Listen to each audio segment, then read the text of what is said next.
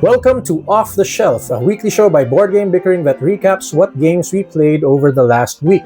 The games we took off our shelves. Bago pa sasabihin yan, Off the Shelf na nga yung title, it's too on the I wanna nose. be redundant. Anyway. Okay, so first up is Heat. If you've ever wanted to feel like a Formula 1 driver without leaving the table, you need to try Heat Pedal to the Metal. It's a racing game and it's a lot of fun.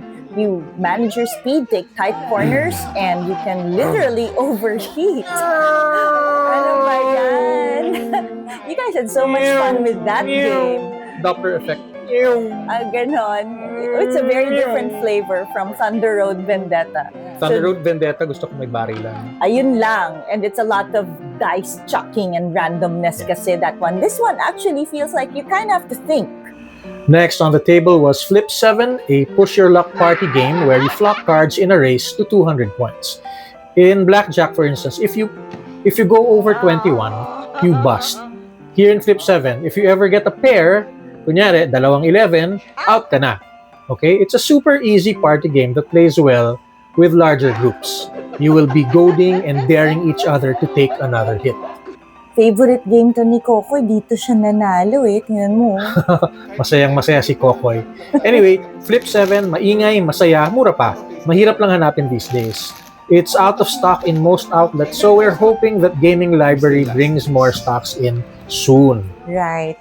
But, it's a game where if you want to get non-gamers to the table, this is definitely that game. Yes, it's a perfect gateway card game. And it's a nice replacement for Uno or Exploding Kittens. Right. The next game we played was a not-so-common game called Hibachi Fired Up. So in Hibachi, you're a teppanyaki chef gathering ingredients to cook your tasty dishes. You use these poker chips that you throw onto the board to claim the ingredients to cook the recipes that you need to win. It's a race to complete 3 dishes. It's actually a very cute dexterity game, so I got it from Boards and Meeples, where I buy some of my more obscure, more niche games. You know what this is like? This is like playing with pogs, if you remember that 1990s fad. For me, it's like Pico.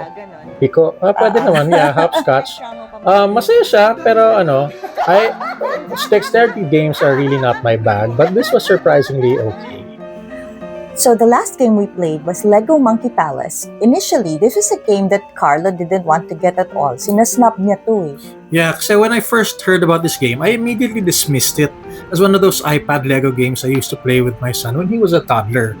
I was wrong, okay? This is a game that combines my love for Lego with spatial reasoning and light engine building. It's a surprisingly thinky building game where you flex your construction skills to keep ahead of your opponents.